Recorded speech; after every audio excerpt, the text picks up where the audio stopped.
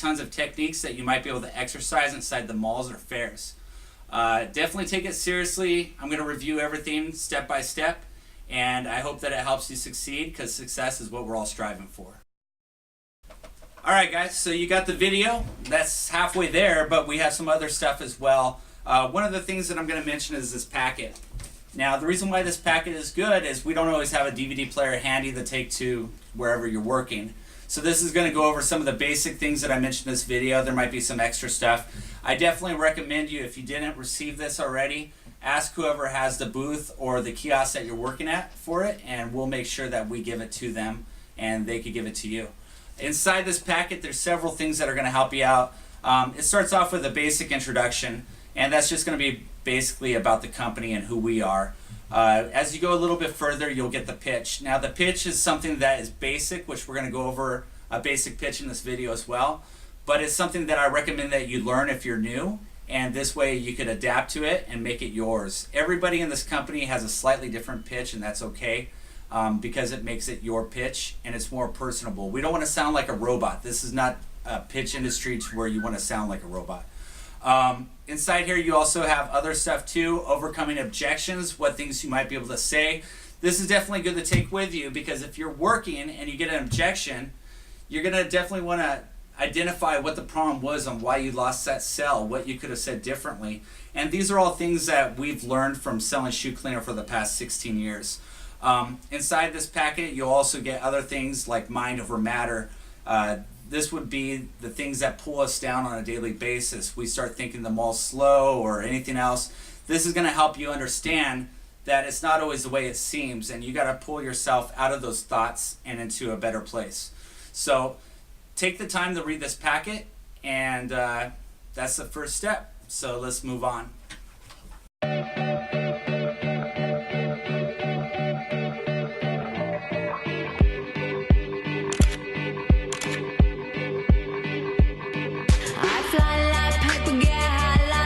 If you catch me at the border, I got visas in my name. If you come around here, I'll make them all day.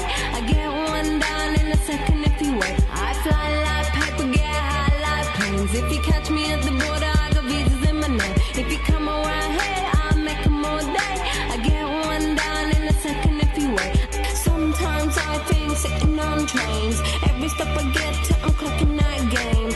Everyone's a winner, we're making our fame. Bonafide hustler. Alright, so earlier we talked about the pitch packet. We went over a little bit what's inside there. Like I told you, there is a pitch inside that packet. That's going to help you out. Read it, review it, learn it, make it your own. Right now I'm going to do a basic pitch so you can kind of watch hands-on what you do with a customer. We're going to break it down into parts. The first part is going to be the demonstration. So here we go.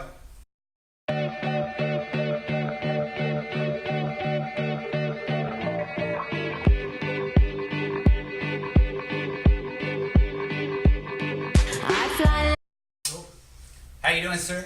I'm awesome. How are you? I'm doing great. My name's Jason. Nice to meet you, Jason. What's your name? JT. Oh, JT. Nice to meet you. Okay, what I'm using is a cleaner. It's called Refresh, okay? I don't know if you've seen it before. It's an all-natural cleaner, non-toxic, biodegradable. All you do is put a few drops on the brush and scrub the shoe. It should never be dripping wet. This is the set right here. You can take a look at it, okay? Now, in that set, you get 2 bottles of cleaner. You get a white touch-up paint and a spray, which I'll be showing you in a little bit. Now, the cleaner is non-toxic, biodegradable. There's no alcohol, ammonia, bleaches, or dyes inside it, so it's not going to break down your shoes like the stuff you buy in the shoe stores. Now, it's made with coconut oil and jojoba oil. Coconut oil is an enzyme cleaner. It takes out the things like grass stains, takes out grease, oil, tar, red clay for the sports shoes, grease, grime for mechanics. Even blood and betadine for doctors and nurses, they use this because it takes it out. Now, it's also got jojoba oil. Now that's the same stuff we use in all of our fancy skincare products. It keeps the skin soft. It does the same exact thing for your leather shoes. It goes into the pores, softens it and conditions it, so this way your shoes don't dry and crack, so it makes them last a lot longer. Now once you're done scrubbing the shoe, all you have to do is just dry it off with a dry towel. It's quick and easy, just wash and wear. Now do me a favor, sir, put your shoes side by side, look at the difference. Looks good, right? It does. But we're not done yet, okay? Put that same shoe back up and let's go and show you a couple other products in there. Now, one of the things is this right here. It's the white touch-up paint. Now, you've probably seen polish before. Polish gets chalky on the shoes. It also turns yellow and stiff. It gets on the floorboard of your car. This isn't polish. This is the same base paint they use in the factories. Whenever your shoes turn yellow, the threads get dingy, the leather cracks, you apply this on it to bring it back to its original state. Okay. Now, last thing you do is once your shoes are clean, you want to keep them clean, right? Right. So that's where the spray comes in. Now, this is a Teflon-based spray, and what it does is it keeps your shoes completely waterproof and stain-proof for 3 to 6 weeks. So it's very nice to have in the set. Now, with all that stuff done, we've done everything to your shoe. Do me a favor and put them side by side. Doesn't that look good? It does. When was the last time you saw them look that good? When I bought them. When you bought them, right? So you can see how it saves you lots of money and it keeps your shoes looking good. So is that the pack you want to pick up today? I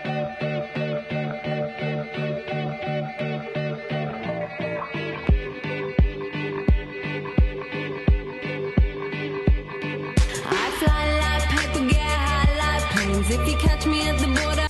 All right, guys, so that was the pitch. Now we're ready to move forward and break it down a little bit. Let's get you guys in the groove and understand what makes a sale.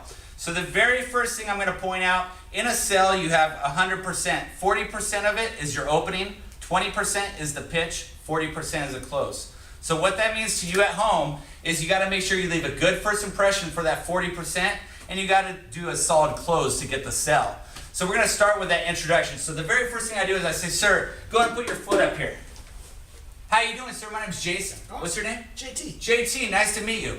We shook hands. We just bonded. We're Oak right there, okay? So we're friends now. So that was a good first impression.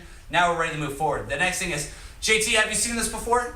No. No? Okay, great. This is what I'm going to be using on your shoes. You can take a look at that, and I'm going to clean your shoes. Now I just gave him possession of the cell. This is important. It's just like when you go to a car lot, you go to test drive a car not because they care if you like the way it drives. That's the truth. They don't care. They just want to make their commission. The reason why they do that is to give you possession of that car. You feel like it's yours already when you're driving it. He's got possession of the product right now. He feels like it's his. Now we just got to get him there to where he's like, okay, this was worth it. That's what I'm taking home. So the next thing I want to point out on that though, and this is very important. If you're selling to a male, always hand the product low right here. If you're selling to a female, aim high. Now, here's the reason why. Males are always protective against their lower parts. So when you hand it there, automatically their hands are going to go to that package. When you hand it high, women are more prone to grab stuff that's near their top vicinities, okay? So you want to make sure that you do that with a consumer, male low, women high. So I hand the product, and I start scrubbing the shoes, and we're into it. So now we go to the pitch. It's that quick and that easy to do a proper introduction. I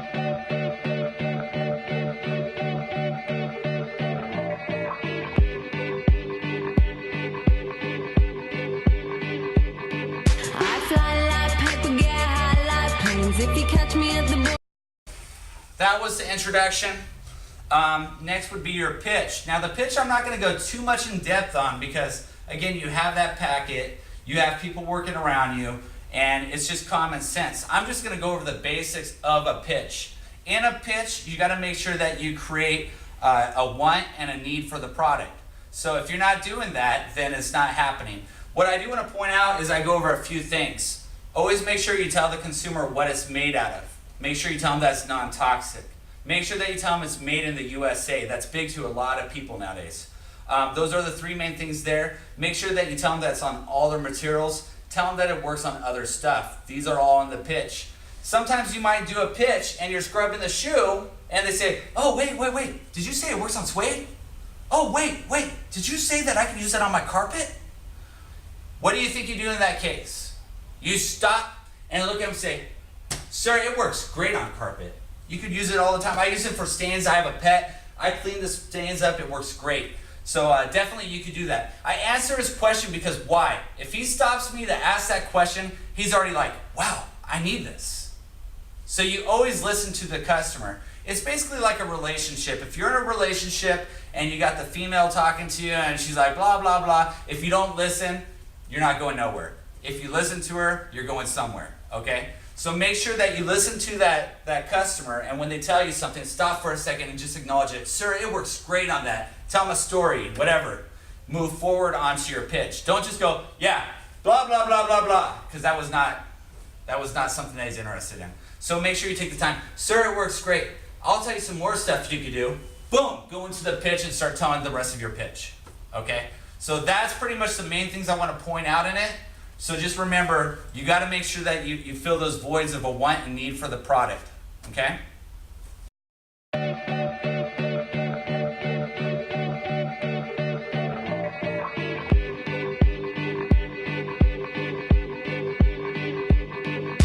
fly like paper, get high like planes. If you catch me at the border, I go visa.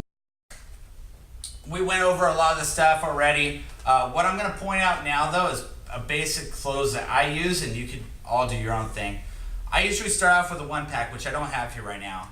But when he has the product and everything else, we're talking about the sell, I'll show him. I'll say, you know what, we do sell, because he's going to say, how much is it? And I say, I'm so glad you asked.